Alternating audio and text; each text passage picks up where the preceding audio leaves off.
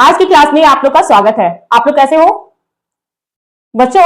आज की क्लास में मैं आपको हिंदी व्याकरण में आप लोग को पढ़ाने वाली हूँ संज्ञा, है ना। तो आप लोग जल्दी से जल्दी हमारी क्लास को ज्वाइन कर लीजिए और जो अगर कहीं कहीं कोई दिक्कत हो, परेशानी हो तो आप हमें कमेंट कीजिए। क्या मेरी आवाज आप लोग को क्लियर जा रही है? तो बच्चों आज की क्लास में आप लोग क्या पढ़ोगे? संज्ञा। संज्ञा क्या है और संज्ञा के प्रकार कितने हैं, वो सारी चीज हम लोग इस क्लास में पढ़ेंगे, ठीक है। तो चलिए हम लोग क्लास को स्टार्ट करते हैं। आप लोग रेडी हो? तो चलिए बच्चों हम लोग स्टार्ट करते हैं कि संज्ञा क्या है ना। तो बच्चों जिन बच्चों को कहीं कोई प्रॉब्लम होगा तो आप कमेंट में लिखिएगा, ठीक है। और मैं आप लोगों को भी बताने जा रही हूँ संज्ञा। तो उससे पहले मैं आप लोग से पूछना चाहूंगी संज्ञा क्या है ना। तो संज्ञा क्या है आप लोग बता सकते हो? संज्ञा क्या है? तो संज्ञा आपके आसपास की जितनी भी वस्तुएं हैं, जितने भी नाम हैं या आसपास जो भी आपको रखा हुआ है वो क्या है? आपका संज्ञा है ना। तो चलिए इसको हम इसका परिभाषा लिखते हैं और इसके भेद को जानते हैं एग्जाम्पल के साथ। तो चलिए क्या है संज्ञा? क्या संज्ञा है ना। तो संज्ञा क्या है?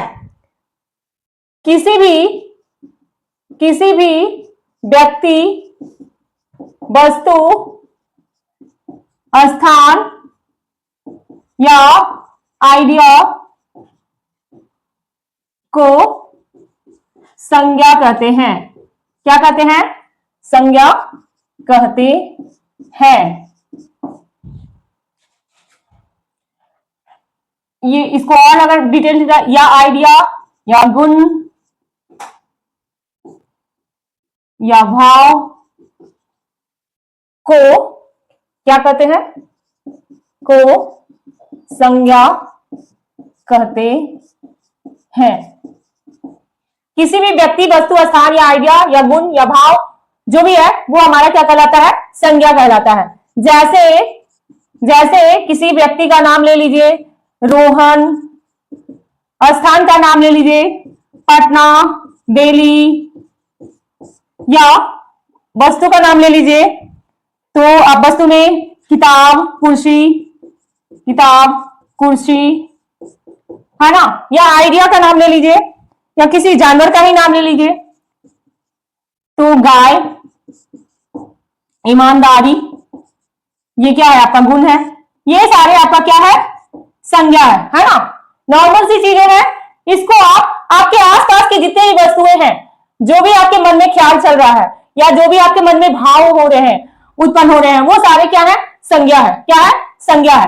तो अब हम चलते हैं संज्ञा के प्रकार। तो संज्ञा मुख्यतः 5 प्रकार का होता है। कितने प्रकार का होता है? 5 प्रकार का होता है ना। सबसे पहला आपका है व्यक्तिवाचक संज्ञा। व्यक्तिवाचक संज्ञा।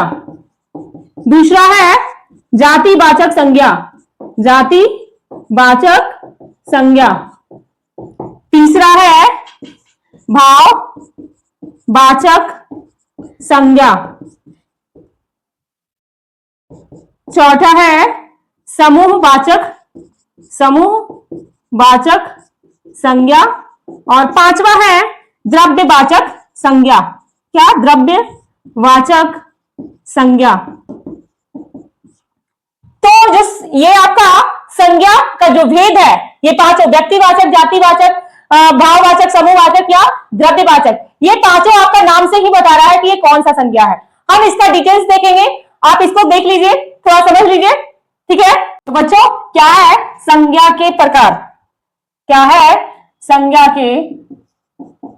के 5 प्रकार, है ना। यही बता रहे हैं ना आप लोगों को 5 प्रकार।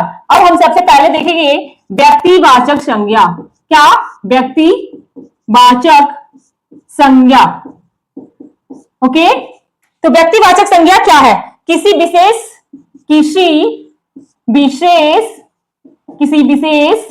व्यक्ति, वस्तु या स्थान के नाम को क्या कहते हैं? व्यक्तिवाचक संज्ञा। क्या कहते हैं? व्यक्तिवाचक संज्ञा। तो ये आपका नाम से ही बता रहा था व्यक्तिवाचक। क्या? व्यक्तिवाचक। तो ये नाम से ही बता रहा था व्यक्तिवाचक, तो किसी विशेष व्यक्ति, वस्तु या स्थान के नाम को व्यक्तिवाचक संज्ञा कहते हैं। जैसे जैसे आपका हो गया, जैसे लाल किला। लाल किला ये एक स्थान का, ये क्या है? ये क्या है? लाल किला, ताजमहल, ताजमहल है ना। उसी तरह से नाम हो गया राम, श्याम। और अगर हम इसमें हम कुछ और नाम ले लें, जैसे कि व्यक्ति, कोई विशेष वस्तु का नाम, विशेष स्थान का नाम या किसी व्यक्ति का नाम, तो यहां पर देखिए इसमें किताब हो सकता है, एक रामायण, ये एक स्पेशल है ना। महाभारत, महाभारत ये क्या है? एक ग्रंथ का नाम है। क्या है? ग्रंथ का नाम है। या आप और भी कुछ लिख सकते हो, जैसे दिल्ली, क्या? ये एक स्थान का नाम है, दिल्ली, मद्रास। इस तरह से और भी बहुत सारे जो स्पेशल हो वो आपका व्यक्तिवाचक में आता है। लाल किला, ताजमहल क्या है? ये दोनों एक जगह है जहां हम लोग घूमने जाते हैं। तो ये ताजमहल कहां है? ताजमहल आपका आगरा में है।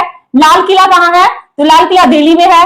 उसी तरह से राम, श्याम या किसी और का नाम, रामायण जो है एक ग्रंथ है, महाभारत भी क्या है? ग्रंथ है। दिल्ली, मद्रास ये एक स्थान का नाम है। आप सूर्य चंद्रमा भी लिख सकते हो। जो आपका सूरज है वो ओनली वन है ना। क्या है? ओनली वन है। फिर आप चंद्रमा भी लिख सकते हो। तो ये सारे एक स्पेशल है, जो स्पेशल है वो आपका व्यक्तिवाचक में आता है। तो समझ में आ गई बात? कहीं से कोई प्रॉब्लम तो नहीं है ना? चलिए तो हम आगे बढ़ते हैं जातिवाचक संज्ञा में, है ना। तो बच्चों दूसरा है जातिवाचक। क्या है? जातिवाचक, जातिवाचक संज्ञा है ना, जो आपका ये नाम से ही बता रहा है जाति का बोध कराना। जो किसी पूरी जाति या वर्ग का, किसी पूरी जाति या वर्ग का बोध कराता हो, बोध कराता हो, वो आपका वो जातिवाचक संज्ञा कहलाता है। जातिवाचक संज्ञा कहलाता है ना बच्चों। तो ये जातिवाचक हुआ। जैसे क्या हो गया? किताब, ये पूरी किताब की जाति का बोध करा रहा है ना। उसी तरह से लड़का, ये पूरे जो लड़का जाति का है उसका बोध करा रहा है। लड़की, ये लड़कियों की जाति का बोध करवा रहा है। उसी तरह से गाय, ये पूरे गाय, एक स्पेशल नहीं है ना, एक आपका ये गाय तो बहुत सारे हैं, तो गाय। उसी तरह से और भी गाय, कुत्ता, बिल्ली, ये सारी जाति का बोध करवाता है ना। फिर से शहर, देश इत्यादि, ये सारे जो जाति का, पूरी जाति का बोध करवाता हो वो आपका क्या कहलाता है? जातिवाचक संज्ञा। किताब, लड़का, लड़की, गाय, भैंस, कुत्ता, बिल्ली, जो भी है, शहर, देश, गांव, वो सारा क्या कर रहा है? जाति का बोध करवा रहा है। इसमें आपका कहीं किसी का नाम नहीं आ रहा है ना, तो ये आपका जातिवाचक हो गया। समझ में आ गई है ना? समझ में आ गया ना आप लोगों को? कहीं से कोई परेशानी नहीं है ना? चलिए तो अब हम आगे बढ़ते हैं भाववाचक संज्ञा में। क्या है बच्चों? भाववाचक है ना। क्या? भाववाचक, भाववाचक संज्ञा।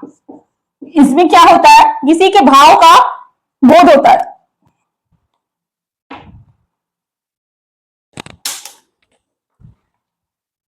यह किसी गुण, अवस्था,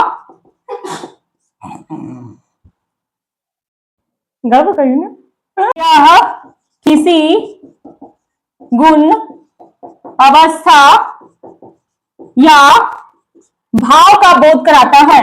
क्या? भाव का बोध कराता है।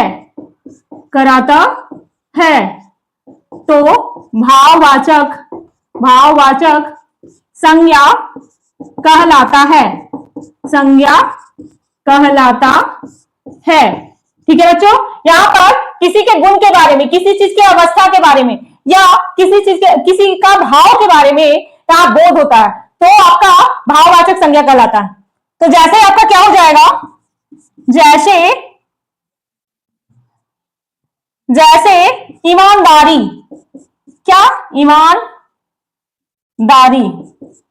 है ना, लड़कपन, लड़कपन, बुढ़ापा, है ना, गरीबी, गरीबी, गुस्सा, दुख, खुशी, या शक्ति,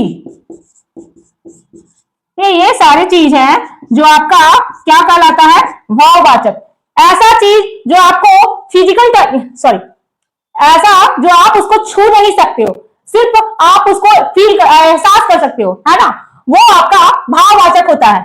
इसको आप इस तरह से लिखते हो, इसे हम लोग छू नहीं सकते, छू नहीं सकते, सिर्फ सिर्फ एहसास एहसास कर सकते हैं। ठीक है, वो आपका भाववाचक होता है। ईमानदारी, लड़कपन, बुढ़ापा, शक्ति, या और भी बहुत सारे ऐसे वर्ड होंगे जिसको हम लोग सिर्फ महसूस कर सकते हैं, है ना, छू नहीं सकते हैं। आपको हम यहाँ पर लिख दिए हैं, इसे हम लोग छू नहीं सकते हैं, ओनली एहसास कर सकते हैं, है ना, तो वो आपका भाववाचक संज्ञा है ना। तो यहां तक आप लोग का क्लियर हो गया। चलिए, तो अब हम आगे बढ़ते हैं समूहवाचक संज्ञा में। तो अभी आप लोग को समूहवाचक के बारे में बताने वाले हैं ना। तीसरा है, चौथा है जो आपका समूहवाचक संज्ञा, है ना। तो ये कैसा संज्ञा है, इसके नाम से ही पता चल रहा है समूह का बोध होता है ना। इस संज्ञा में समूह या कलेक्शन का बोध होता है ना। तो बच्चों, ये क्या है आपका, इस संज्ञा में समूह या कलेक्शन का बोध होता है।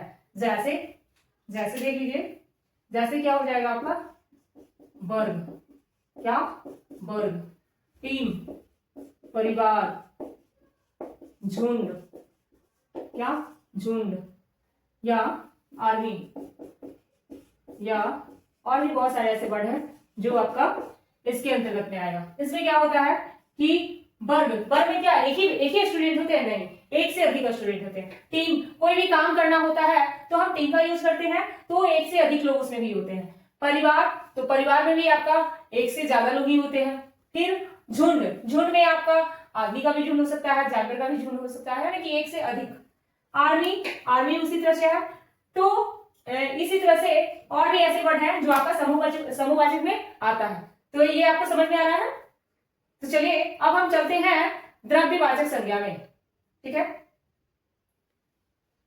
तो द्रव्यवाचक संज्ञा जो आपका पांचवा है, द्रव्यवाचक संज्ञा। इसमें क्या होता है, इसमें किसी धातु, द्रव्य या खनिज का नाम होता है। जैसे सोना, चांदी, पानी, दूध, चावल, गेहूं, इत्यादि, क्या, इत्यादि। तो इस तरह का आपका, जैसे और एक नोट और होगा, इसके बाद ये एग्जाम्पल लिखिएगा। जिसमें द्रव्य, जो धातु होता है, द्रव होता है और खनिज भी होता है, और इसे नापा या तौला जाता है। इसे नापा या तौला जा सकता है ना, नापा या तौला जा सकता है। जैसे सोना, लोहा, दूध, पानी, चावल, गेहूं, इत्यादि, है ना बच्चों। तो ये सारे जो है वो आपका क्या होता है, द्रव्यवाचक। क्या, जो धातु का नाम होता है, द्रव्य का नाम होता है या खनिज का नाम होता है, उसे हम लोग नाप सकते हैं, तौल सकते हैं, वो हमारा क्या कहलाता है, द्रव्यवाचक संज्ञा। जैसे कि सोना, लोहा, दूध, पानी, गेहूं, चावल, आटा, दाल, इस तरह से जो भी आएगा वो आपका द्रव्यवाचक होगा। तो आपका संज्ञा यहाँ तो कंप्लीट हो जाता है।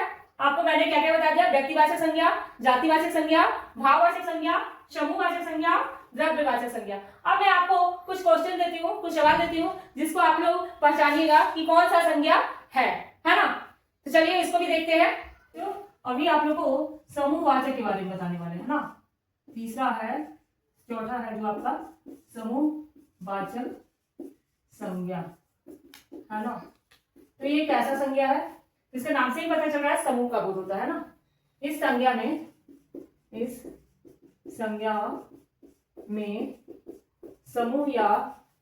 समूह या कलेक्शन का बोध होता है ना।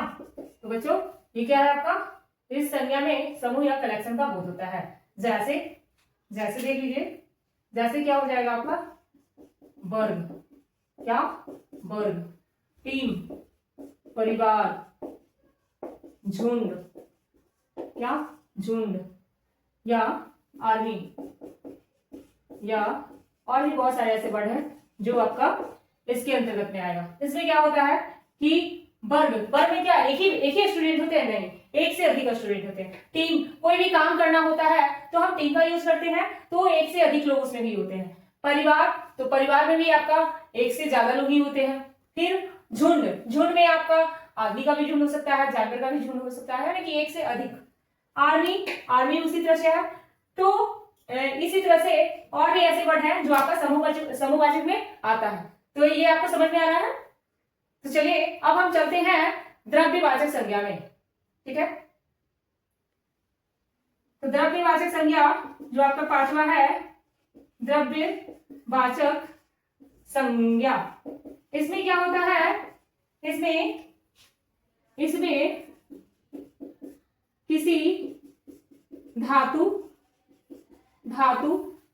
द्रव्य या खनिज का नाम होता है। जैसे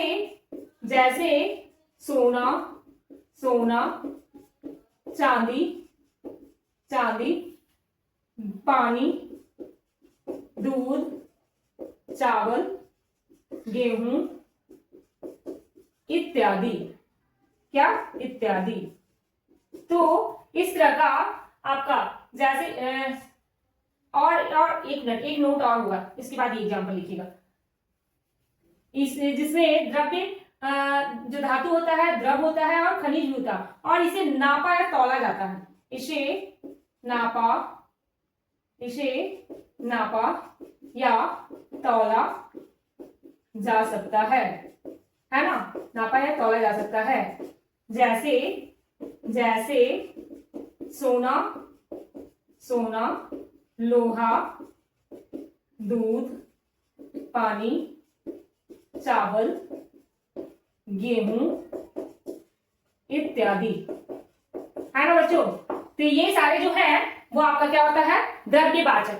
क्या, जो धातु का नाम होता है, द्रव्य का नाम होता है या खनिज का नाम होता है, उसे हम लोग नाप सकते हैं, तौल सकते हैं, वो हमारा क्या कहलाता है, द्रव्यवाचक संज्ञा। जैसे कि सोना, लोहा, दूध, पानी, गेहूं, चावल, आटा, दाल, इस तरह से जो भी आएगा वो आपका द्रव्यवाचक होगा।